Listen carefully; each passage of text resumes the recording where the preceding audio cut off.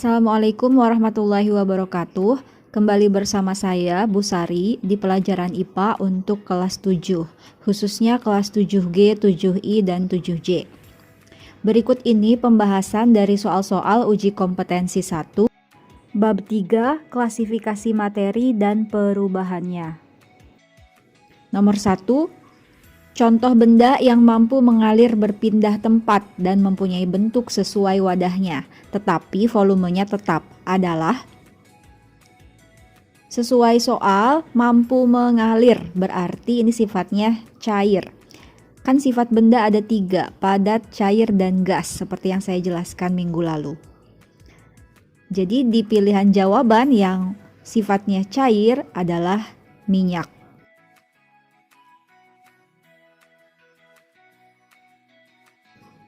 Kertas sifatnya padat. Oksigen itu sifatnya gas. Gula pasir itu sifatnya padat juga. Jawabannya B. Nah, perbedaan mengenai sifat batu dan asap yang benar adalah, kita lihat pilihan jawabannya. A. Batu tersusun atas partikel tidak teratur, gaya antar partikel rendah. Ini salah karena batu itu benda padat, gaya antar partikelnya kuat. Tidak usah dipilih. Yang B. Batu mampu mengalir karena gaya antar partikel sangat lemah. Salah ya, batu itu benda padat. Yang mengalir adalah ciri zat cair. Salah, tidak usah dipilih. Yang C. Volume batu tetap, tidak terpengaruh ruangan yang ditempati. Benar sekali, karena benda padat, volumenya tetap. Yang asapnya kita lihat, asap volumenya berubah-ubah sesuai ruangan yang ditempati. Nah, ini tepat juga karena asap sifatnya gas. Volume gas mampu berubah-ubah sesuai ruangannya yang ditempati. Pilihan jawaban D, apa yang salahnya di situ? Batu tetapi bentuknya berubah-ubah sesuai wadah. Tidak mungkin ya, batu bentuknya memang tetap karena zat padat. Jadi jawabannya C. Nomor 3. Dian berada di dalam bus saat hujan deras. Meskipun berada di dalam bus yang tertutup rapat, bagian dalam jendela bus basah karena adanya titik-titik air. Titik-titik air berasal dari peristiwa seperti yang dijelaskan minggu lalu, mencair adalah perubahan dari padat ke cair. Ini tidak ada padatnya ya. Ini di soal perubahan dari gas menjadi cair. Yang B, menguap, itu perubahan dari cair menjadi uap, contohnya air yang dipanaskan. Yang C, menyublim, itu perubahan dari padat menjadi gas, contohnya kamper yang ada di lemari pakaian, pengharum lemari pakaian. Oke, nomor 3 jawabannya D, mengembun. Nomor 4. Contoh peristiwa yang memanfaatkan membeku adalah memanaskan coklat di panci tim. Salah, memanaskan coklat itu mencair atau meleleh dari padat menjadi cair. Yang B, menjemur ikan asin di bawah terik matahari. Untuk diketahui, proses membuat ikan asin, ikan segar dibersihkan dengan air, lalu ditaburi garam, setelah itu dijemur di bawah terik matahari langsung. Jadi ada proses penguapan di sini. Tadinya basah menjadi kering. Cairannya menguap menjadi gas.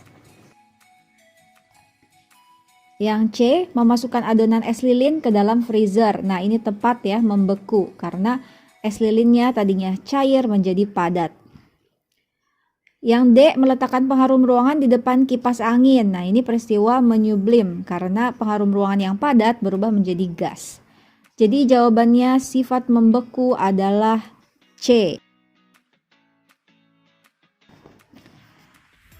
Soal selanjutnya, mineral kalkopirit mengandung unsur tembaga, besi, dan belerang. Lambang ketiga unsur tersebut berturut-turut adalah, minggu lalu saya jelaskan yang besi. Besi itu kan Fe. Ya, Fe besi. Berarti yang nomor 2-nya itu Fe.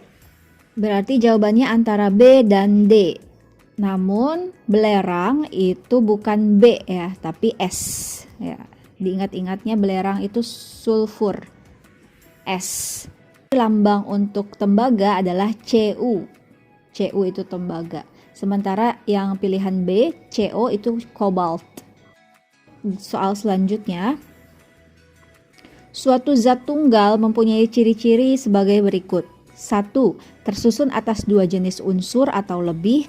2. Mempunyai sifat yang berbeda dari zat-zat penyusunnya. 3. Zat penyusunnya tidak dapat dipisahkan secara fisika. Contoh zat tunggal tersebut adalah, ya, minggu lalu dijelaskan bahwa contoh zat tunggal adalah air dan garam dapur. Yang ada pilihannya adalah garam dapur, C. Kuningan dan stainless steel itu masuknya campuran. Karena kuningan itu campuran dari tembaga dan seng, dan stainless steel itu tersusun atas nikel, krom, dan besi. Ya, stainless itu bahan-bahan di dapur biasanya, perabotan ibu-ibu. Bahannya stainless, atau jam tangan juga bahannya stainless. Adapun aluminium itu termasuk unsur, lambangnya Al. Nomor 7. Tanaman serai, rosemary, dan lavender mengandung minyak atsiri yang mampu mengusir nyamuk. Di dalam minyak atsiri, ketiga tanaman tersebut terkandung citronellol, geraniol, dan limonen. Kandungan zat dalam minyak atsiri tersebut sebagian besar tersusun atas karbon, hidrogen, dan oksigen. Berdasarkan informasi tersebut, pengelompokan zat yang tepat adalah, kita lihat pilihan A, minyak atsiri itu termasuk unsur, salah besar ya. Minyak atsiri itu campuran dari unsur dan senyawa. Jika unsur itu harus punya lambang. Jadi pilihan A jangan dipilih. Yang B, karbon termasuk unsur, benar. Minyak atsiri termasuk senyawa, salah, karena minyak atsiri termasuk campuran. Pilihan C, citronellol merupakan unsur, salah, karena citronellol itu merupakan senyawa. Minyak atsiri merupakan senyawa, salah, karena minyak atsiri merupakan campuran. Yang pilihan D, oksigen merupakan unsur. Ya, benar, karena oksigen mempunyai lambangnya O. Lalu limonen merupakan senyawa, ya, tepat. Dan minyak atsiri adalah campuran. Jadi pilihan jawaban yang tepat adalah D. Nomor 8. Zulfa diminta menguji 3 larutan berbeda dengan kertas lakmus secara acak. Hasil pengamatannya disajikan dalam tabel berikut. Apabila diketahui 3 larutan tersebut adalah larutan garam dapur, asam cuka, dan air kapur, kesimpulan yang harus ditulis oleh Zulfa adalah, sebelumnya saya jelaskan dulu, jika kertas lakmus menjadi biru berarti sifat larutannya basa. Jika kertas lakmus menjadi merah berarti sifat larutannya asam. Sesuai namanya, basa ada huruf B, asam ada huruf M. Ingat-ingatnya seperti itu ya. Biru, basa, merah, asam. Dilihat di soalnya, jika kertas lakmus biru menjadi biru, kertas lakmus merah menjadi biru, berarti nomor 1 harus larutan basa. Nomor 2, jika kertas lakmus biru menjadi merah, merah menjadi merah, berarti sifat larutannya asam. Ya, harus bersifat asam. Yang larutan ketiga, kertas lakmus biru tetap biru, kertas lakmus merah tetap merah, berarti sifat larutannya harus netral, tidak mengubah warna kertas lakmus. Jadi yang paling mungkin di pilihan jawaban ini adalah pilihan B. Air kapur sifatnya basa, sesuai dengan soal. Asam cuka memang asam, sifatnya pH-nya rendah, sesuai dengan kertas lakmus biru menjadi merah, kertas lakmus merah tetap merah. Lalu garam dapur sifatnya netral karena dia tidak merubah kertas lakmus. Nomor 9. Berikut trayek perubahan warna indikator asam basa. Nomor 1, yang indikatornya bromtimol biru, jika keadaan asam warnanya menjadi kuning, jika keadaan basa warnanya menjadi biru. indikator metil merah, jika keadaan asam warnanya merah, jika keadaan basa warnanya kuning.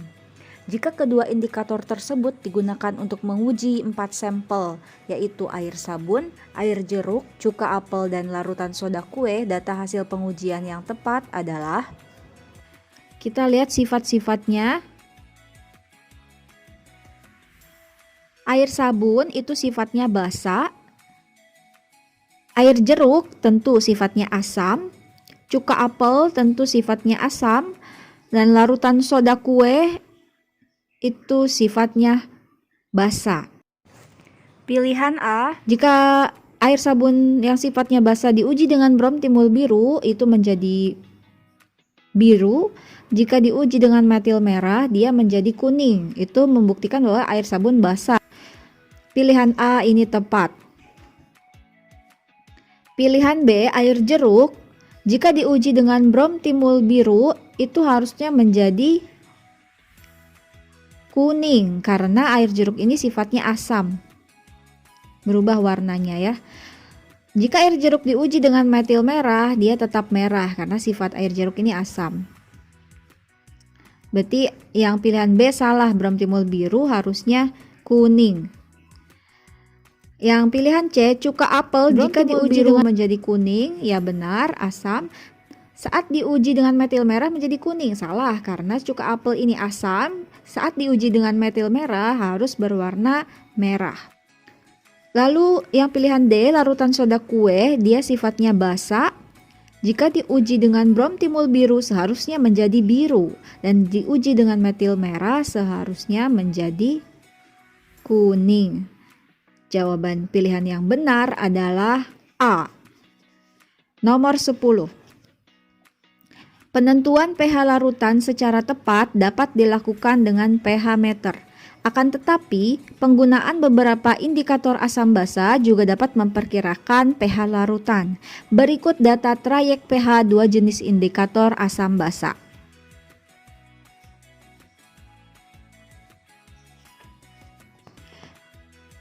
Jika suatu larutan, namanya larutan X, diuji dengan dua indikator tersebut, diperoleh data sebagai berikut. Jika dia diuji dengan fenoftalen, dia tidak berwarna. Jika diuji dengan brom kresol hijau, dia menjadi berwarna biru. Ditanyakan berapa kisaran pH larutan X. Nah, larutan X jika tidak berwarna saat diuji dengan fenoftalen, yaitu pH-nya asam, lebih kecil dari 8. Jika diuji dengan brom kresol hijau menunjukkan warna biru, berarti pH-nya sekitar lebih besar dari 5,4, tetapi lebih kecil dari 8,3. Jadi jawabannya B, kemungkinan pH-nya lebih besar dari 5,4 namun tidak lebih besar dari 8,3. Sekian untuk hari ini. Terima kasih atas perhatiannya. Wassalamualaikum warahmatullahi wabarakatuh.